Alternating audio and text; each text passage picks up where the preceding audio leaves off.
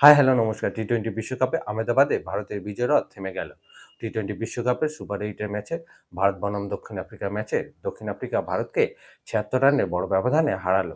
ভারত বনাম দক্ষিণ আফ্রিকা ম্যাচে দক্ষিণ আফ্রিকা টসে জিতে ব্যাটিং করার সিদ্ধান্ত নেয়। ডেভিড মিলার, ডেভাল ডেভিস ও ট্রিস্টান স্টাফ দুরন্ত ইনিংস খেলে দক্ষিণ আফ্রিকাকে ২০ ওভারে ৭ উইকেটে হারিয়ে ১৮৭ রানে পৌঁছে দেয়। দক্ষিণ আফ্রিকার ব্যাটিং ইনিংসে ডেভিড মিলার ৬৩, ডেভাল ডেভিস ৪৫ ও ট্রিস্টান স্টাফ ৪৪ রান করে।